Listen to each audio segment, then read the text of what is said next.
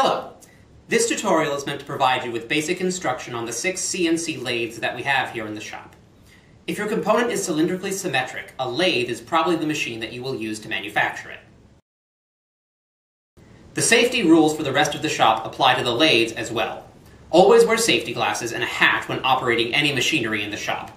However, there are a few additional precautions that need to be taken when operating a lathe. First, make sure there are no loose items on your body that can get caught in the machine. This includes items like watches, bracelets, necklaces, and especially hair. The lathe will be spinning very fast during manufacturing, and there are several protrusions on the lathe which can catch on hair and clothing. Never reach or lean into the work area when the machine is running. In addition, loading and unloading parts into the spindle requires using a small square wrench to tighten the jaws. Never under any circumstances leave this wrench in the spindle, not even for a moment. If the lathe is accidentally started while the wrench is in the spindle, the wrench will be flung out of the machine and could cause serious injury. There are 3 main features located inside the lathe's workspace: the spindle, the carriage, and the tailstock. The spindle is used to hold the component in place during manufacturing. The carriage holds a single-point tool and is moved around the component to achieve the desired shape. Lastly, the tailstock is used for drilling holes in the center of the part, and for stabilizing long and thin parts during machining. The control panel for the spindle has 6 options, which can be accessed by pressing the Mode button: Digital Readout Mode, or DRO, Program, Edit, Setup, Run, and Program In-Out. For basic operation, the only mode you will need is DRO. The last 5 modes are used for programming the CNC functions of the lathe, and will be covered in later tutorials. In DRO mode, the carriage can be moved with the control wheels on the front of the lathe. The left wheel controls the axial motion, the z-axis, while the right wheel controls the radial motion, the x-axis. Note that the value of the x position is always given as a diameter, not as a radius. So for every inch the carriage moves in the x direction, the value of the x position will change by 2 inches. This might seem counterintuitive, but since a diameter is much easier to measure than a radius, it will make the manufacturing process much easier. The carriage can also be moved rapidly with the jog handle between the wheels, but be careful not to run the tool into the spindle while jogging, and never jog when the tool is in contact with the workpiece.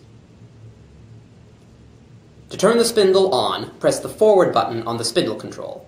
The speed can be controlled with the spindle speed button. There are 2 ways to specify the spindle speed. Pressing ink set will specify a constant RPM, and pressing abset will specify a constant SFM. Constant RPM will spin the spindle at a constant number of revolutions per minute, no matter where the tool is. Constant SFM will adjust the RPM of the spindle depending on the tool's radial position to maintain a constant linear velocity of the tool relative to the surface of the material. This puts less stress on the tool and leaves a nicer finish. You can also adjust the speed that the carriage moves with the fine and coarse feed button. When the coarse feed option is selected, every turn of the handle will adjust the position by 0.8 inches. Selecting fine feed will reduce the feed to 0.2 inches.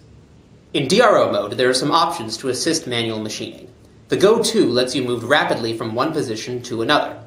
Set the position by entering Go To mode, selecting the coordinate of interest, entering the desired value, and pressing Abset. Now, when the wheel or jog handle is engaged, the carriage will move up to, but not beyond, the set positions. Exiting out of this mode will negate this feature. Do One allows features like tapered angles and corner radii to be machined. When one of the Do One options is selected and specified, the Z and X wheels are disabled, and instead made to control the coarse and fine feed of the path specified by the Do One feature. Power feed can be used to move the carriage at a constant rate in one direction. The direction and distance of motion is specified with the ink key, while the speed can be set in inches per minute or inches per revolution with the feed speed arrows. Note that the machine door must be closed to engage the power feed, as it must be during any operation where the carriage will be moved under computer control.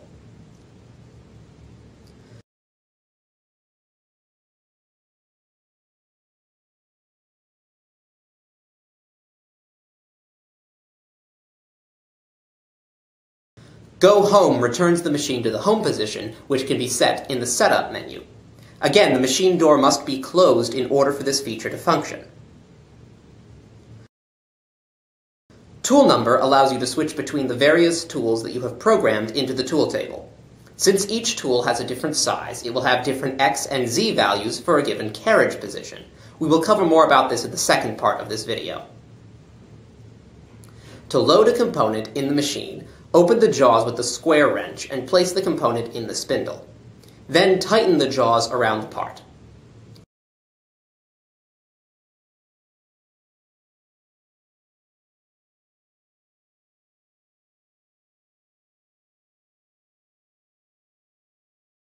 If you are working with a small diameter component, you can use a collet to secure the part instead. Collets are available in standard sizes up to 1 inch in the drawers next to the lathe. To load a collet, align the groove in the collet threads with the alignment screw in the spindle. Then, while applying pressure to the collet, tighten the wrench until the threads catch. Insert your part into the collet and then tighten the spindle until the collet is secure.